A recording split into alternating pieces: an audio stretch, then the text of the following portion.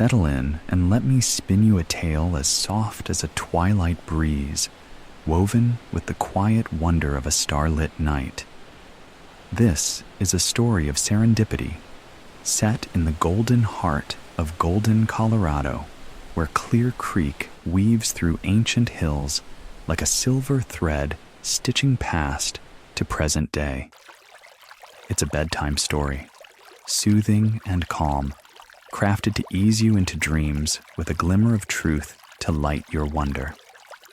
Drawn from a real moment in the spring of 2017, a tale of an ordinary hiker who stumbled upon a treasure by the creek's edge, a hard-earned fortune of 2 months' wages lost by a prospector who never returned.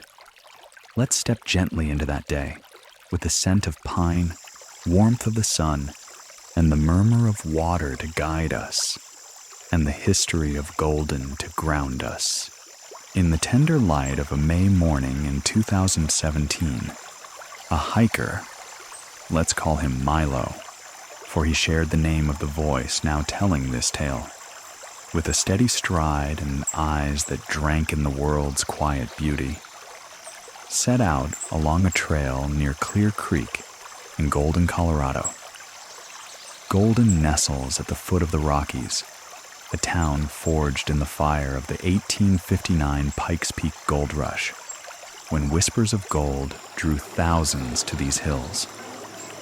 Clear Creek was their pulse, its gravel bars sparkling under the sun, the air thick with wood smoke from campfires, the clink of picks on stone, and the restless dreams of men panning icy waters for wealth.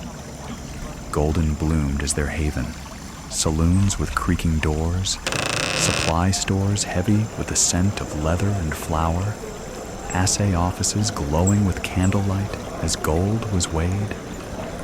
The rush faded by the 1860s, but its echoes linger in the canyon stones, where the wind carries tales of lost fortunes through the pines, their needles sighing in the breeze.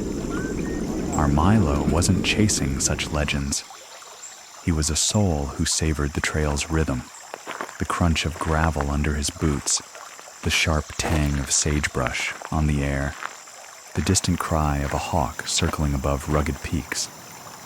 The path hugged Clear Creek, its waters catching the morning sun in flashes, like secrets tossed by a dreamer's hand. After a few miles, with the day warming and his legs heavy as the creek's smooth stones, Milo eased onto a boulder by the bank. The creek's lullaby filled the air, a soft gurgle over rocks worn velvet smooth, while cottonwoods rustled, their leaves whispering secrets to the breeze. The cool mist of the creek kissed his skin, and a faint scent of wet earth and wildflowers rose from the bank. As he leaned back, his fingers brushing the boulder's sun-warmed surface, his gaze drifted to where spring rains had churned the soil into a mosaic of roots, pebbles, and mud. There, half buried, was something that didn't belong. A small leather pouch, its surface cracked like an old man's hands, peeking from the earth like a memory waiting to be claimed. Curiosity stirred in Milo's heart, but he moved with care, as if the moment might dissolve like mist in sunlight. Kneeling, he brushed away damp soil, its gritty scent rising, and freed the pouch with fingers chilled by the creek's breath. It was small, no larger than a sparrow's nest, tied with a cord so brittle it crumbled like dry leaves. With the creek's murmurs in his ears and the sun warming his back, he opened it. Inside was a treasure that stilled his breath. Gold dust, fine as powdered starlight, and a handful of small nuggets, each glinting like embers in the morning light. This lost savings was about 2 months' wages in 1859, enough to buy a horse, a year's supplies, or a small land claim.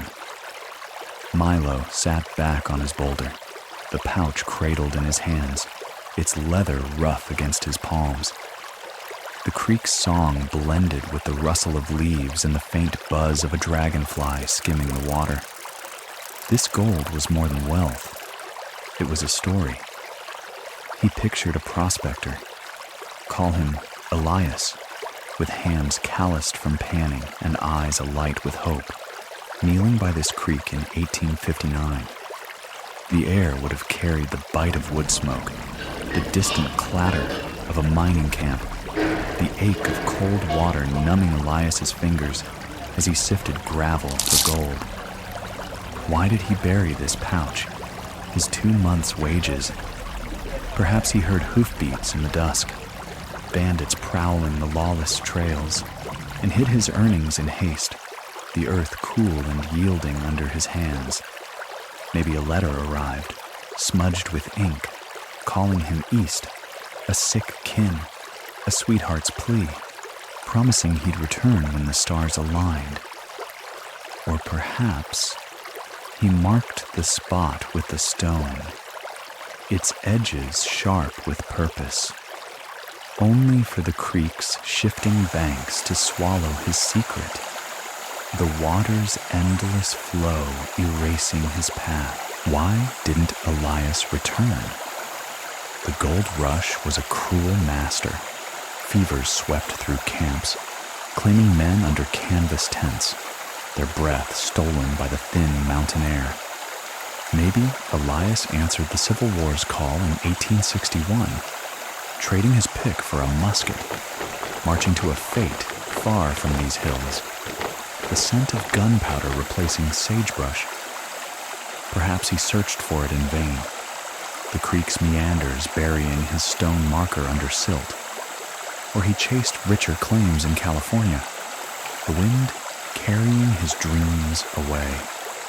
His 2 months' wages, enough to buy a new life, to change his path, lay buried for 158 years, a whisper from Golden's wild past, until Milo's quiet rest brought it to light. The sun climbed higher, casting long shadows through the cottonwoods, their leaves flickering like green flames. Milo was a man of quiet honor, and he knew his path. He carried the pouch into Golden, its weight light but solemn in his pack, the leather's faint, musty scent mingling with the town's aroma of fresh-baked bread and pine. He presented it to the authorities with steady calm, as the Denver Post noted. The law required such fines to be declared in case an heir might claim it. But weeks passed, the creek's song unchanging, and no one came.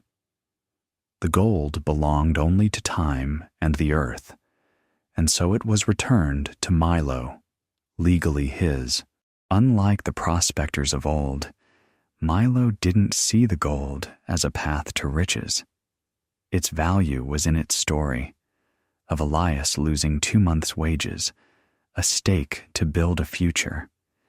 He kept the pouch, perhaps on a shelf where it caught the lamplight on quiet evenings, the gold dust shimmering as he ran his fingers through it, the scent of old leather mingling with memories of the creek, the boulder, and Elias, whose dreams lay buried for a century and a half. Clear Creek, born in the high Rockies and flowing through Golden's historic heart, still carries those gold rush whispers, its waters murmuring of fortunes found and lost, the air heavy with the ghosts of pine and promise.